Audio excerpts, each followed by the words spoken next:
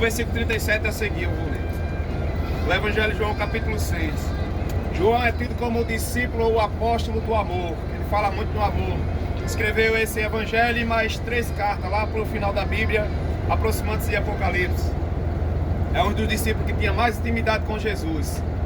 Um dos que não morreu, assim, que não o assassinaram. Diz a história que prepararam um tacho de óleo quente, fervendo, só pelo fato dele ser cristão. E ali, a 22, a corredor. Aí o que acontece? O imperador e a população romana disse: agora vamos dar cabo na vida desse cristão. E aí o tacho de óleo quente fervendo, e lá eles colocam o João, o discípulo João, mas não acontece nada. Parece que ele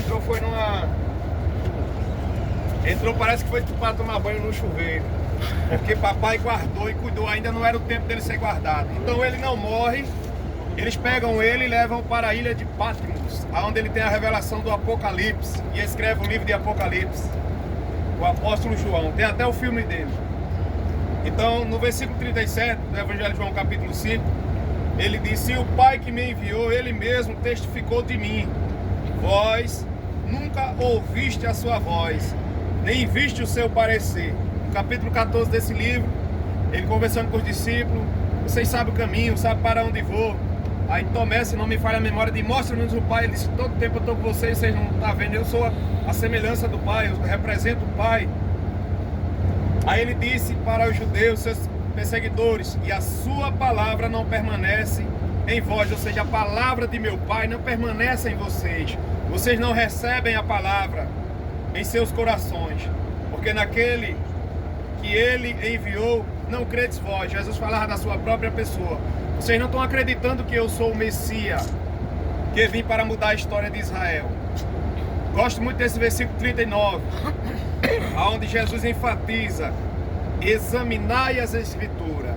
Você entra no ambulatório, no consultório médico, você não entra lá e sai voado. Ele pergunta: você faz exercício físico, já fez cirurgia?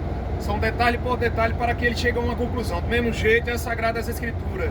Isso não é um livro qualquer. Isso aqui é a palavra de Deus. Então temos que examinar, observar em que contexto foi escrito, cultura, coisas que foi para aquela época, para aquelas pessoas, e o que serve para nós. Tem que aprendermos a selecionar isso. Examinar as Escrituras. Jesus diz o porquê temos que examinar as Escrituras. Mateus 22, 29, ele disse: errais por não conhecer a Escritura nem o poder de Deus. Nesse mesmo Evangelho, João 8, 32, conhecereis a verdade e a verdade vos libertará. A palavra de Deus nos revela 2 grandes verdades. Jesus Cristo, João 14, 6, disse Jesus: eu sou o caminho, a verdade e a vida. Ninguém vem, não é vai não, vem ao Pai, a não ser por mim. Se vem é porque Ele está lá. Conforme Romano 8, 34, diz: quem nos condenará? Pois é Cristo quem morreu, o qual está à direita de Deus, fazendo o que? Intercede por nós. É assim que funciona. Louvado seja o nome do Senhor. Então Jesus disse: examinai as Escrituras. Oséias 4, 6, profeta do Antigo Testamento, ele disse lá: o meu povo é destruído porque lhe falta o conhecimento. A ausência do conhecimento nos torna escravos de todo e qualquer sistema. Mas quando adquirimos o conhecimento, principalmente da palavra de Deus, não seremos escravos de falsos profetas, falsos ensinadores, porque aprenderemos o que é a verdade que liberta. É assim, meu pastor? Examinar as Escrituras. Aí Jesus vai apontar aqui uma grande importância: porque vós cuidastes nelas a vida eterna, e são elas que de mim testificam. Todo mundo, se perguntarmos, todo mundo quer ir para o céu. Agora a questão em pauta é: estamos fazendo por onde? É a pergunta que não quer calar. Estamos fazendo por onde? Ou só queremos? Querer não é poder. Tem gente que quer ser rico sem ter nada. Meu Deus. Lutar, irmão. O reino do céu é semelhante a uma profissão que você tanto almeja, o seu trabalho. É da mesma maneira. Jesus foi bem enfático em destacar: o reino do céu é tomado à força. A força. Muitos chamados, Mateus 20, 16, poucos escolhidos, porque não há uma perseverança. 24 de Mateus, do versículo 10 a seguir, Ele disse: aquele que perseverar até o fim, esse será salvo. O que perseverar até o fim. Não podemos parar em meio à caminhada, em meio aos obstáculos. Obstáculo na caminhada para o céu ou para conhecer Cristo tem. E os obstáculos, as adversidades da vida, elas servem de preparação.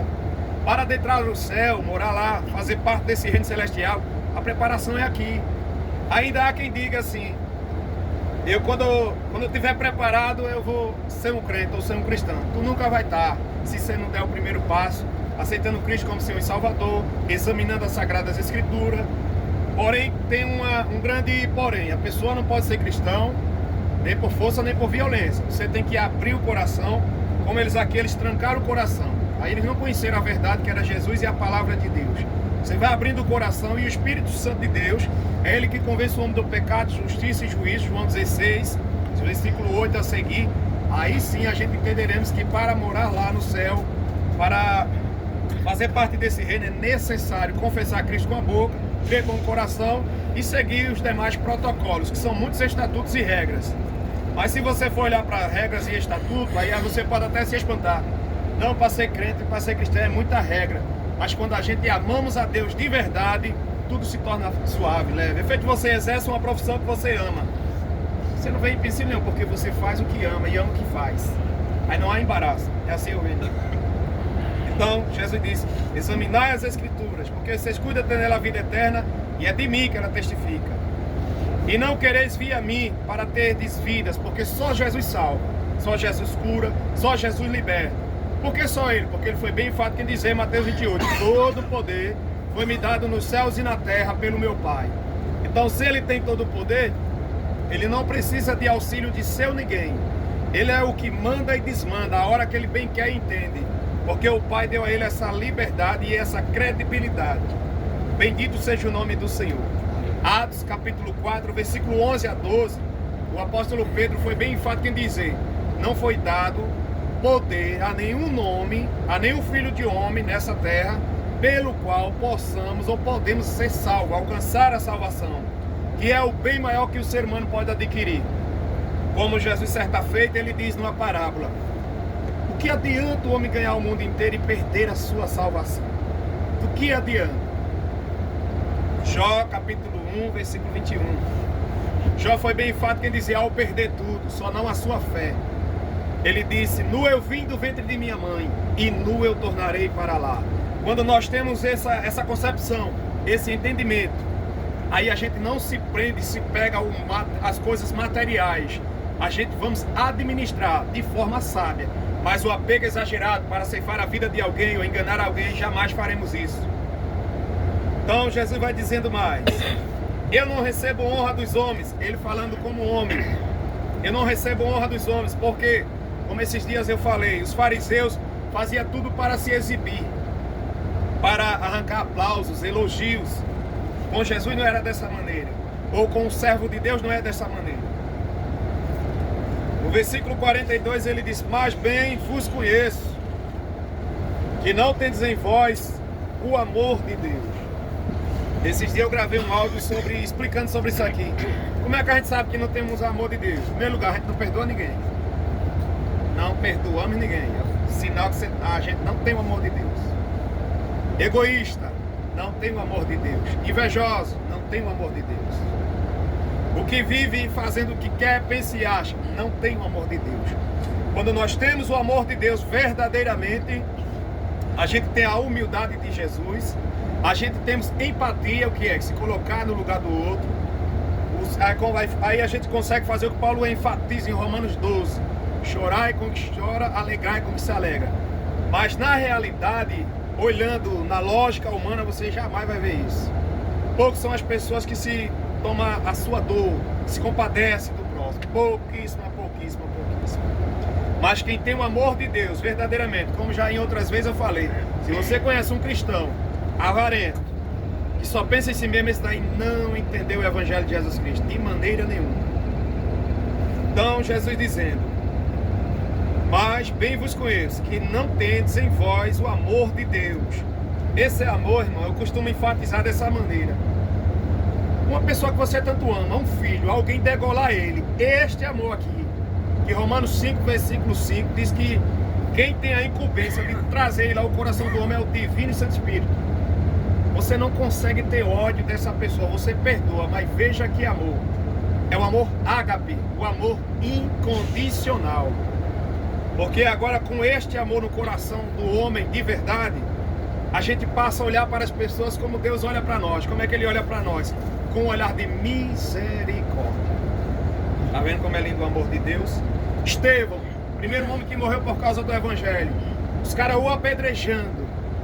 Ele morrendo ali apedrejado, se ajoelha e dá o brado: Pai, não lhe imputa esse pecado. Se fosse qualquer outra pessoa que não tivesse, uma pessoa desestruturada, que não tivesse o amor de Deus: Pai, manda um raio para matar ele agora. Não era assim. Mas o servo de Deus é diferenciado. É por isso que às vezes o cristão no mundo, no meio secular, ele é tido como besta. Mas eu costumo dizer, é tão besta que vai morar no céu. Eu quero essa besteira. Tá vendo? Eu quero essa besteira. Quem mais quer eu ser chamado disso? Besta. Em contrapartida, né, os sabichão ficarão fora do reino celestial. E os bestas só, vou aqui e nunca mais volto. Aleluia. Ele disse mais: eu vim em nome de meu Pai, e não me aceitais. Se outro vier em seu próprio nome, a esses aceitais.